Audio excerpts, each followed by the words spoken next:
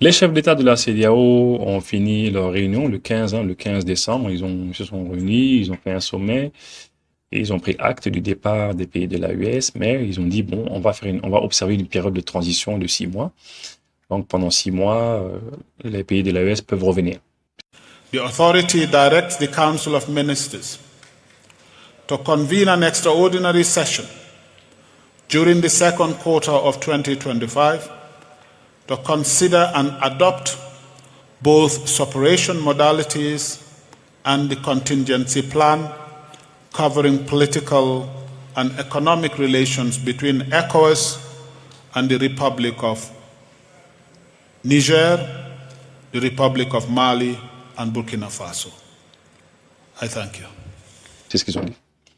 Entre-temps, Bassirou Diomaye Faye, le président du Sénégal et du Togo, Faure Gnassingbé, vont toujours continuer à négocier avec les pays de l'AES pour voir éventuellement si c'est possible de nous faire revenir. Mais déjà, ce qui se dessine, c'est deux blocs, le bloc AES et le bloc CEDEAO. Il risque d'y avoir, probablement il y aura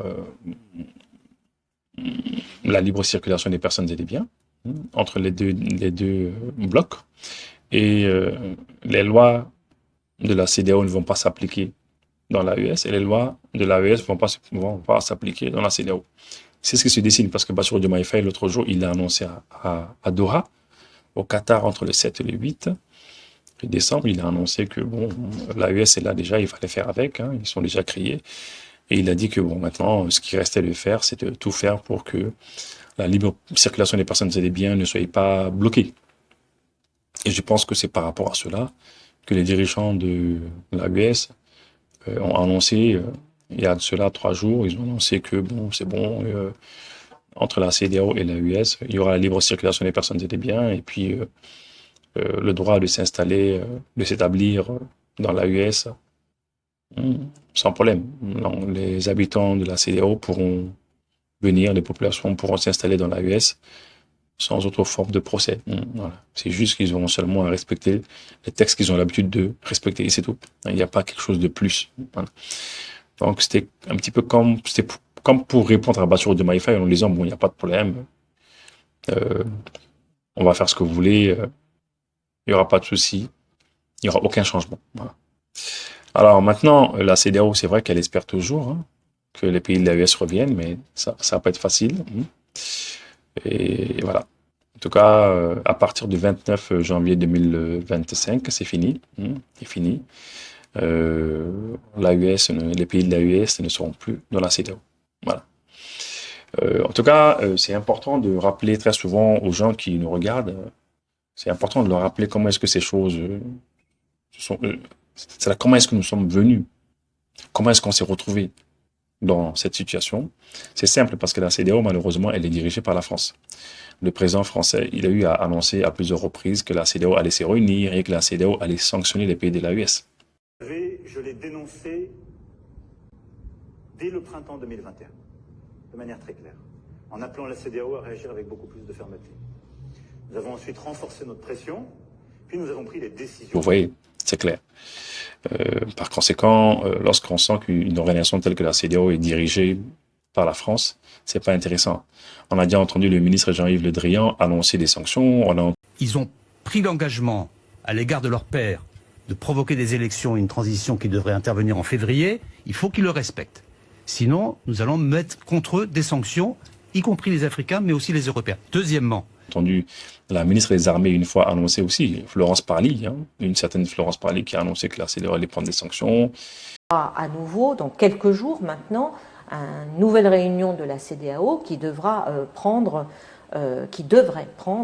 un certain nombre de sanctions. Aujourd'hui. Et voilà. Et à chaque fois, c'est ça. Les dirigeants français annoncent toujours à l'avance. C'est la raison pour laquelle les pays de l'AES ont décidé de quitter. Et vous savez que la CEDEAO aussi, elle a instrumentalisé l'UEMOA. Elle a utilisé l'UEMOA, l'Union économique monétaire ouest-africaine, pour bloquer les banques du Mali. Voilà.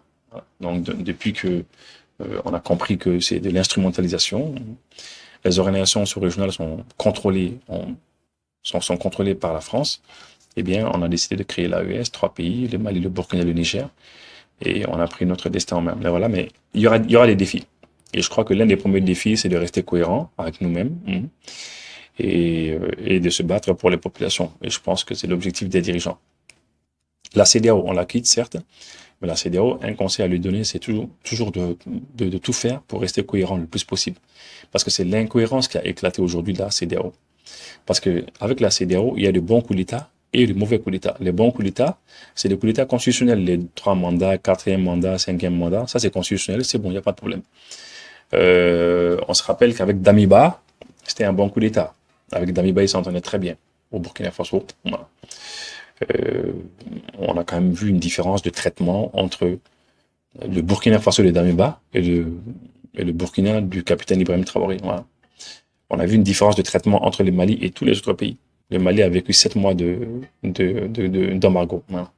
On a vu une différence de traitement entre la Guinée, Conakry, et les autres pays de la US. Voilà. Donc à chaque fois, on sent que la CEDEAO, elle a des difficultés à être cohérente avec elle-même, et c'est ce qui l'a éclaté aujourd'hui. Et aujourd'hui, la CEDEAO ne peut pas aller plus loin, et pas aller au-delà de cela, sinon il va y avoir d'autres éclatements, parce qu'il y a des pays qui ne seront plus jamais prêts à refermer les frontières. Le Bénin ne va plus jamais fermer sa frontière avec le Niger, c'est clair. Parce que dernièrement, c'est le Bénin qui a négocié pour la réouverture des frontières qu'elle avait elle-même commencé à fermer avec le Niger.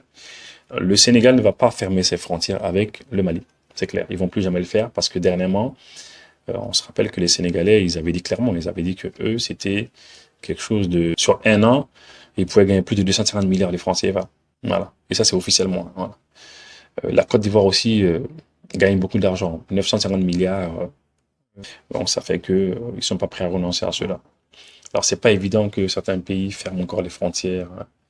Voilà. En tout cas, ce qu'on peut dire, c'est que la CEDEAO, à notre grande surprise, elle a dit qu'il fallait quand même actionner une force pour combattre le terrorisme. C'est ce qu'ils ont dit. Là, ils sont en retard. Ils disent la conférence instruit la Commission d'accorder la priorité à la mise en œuvre du plan d'action 2020-2024 pour l'éradication du terrorisme dans la région en 2025.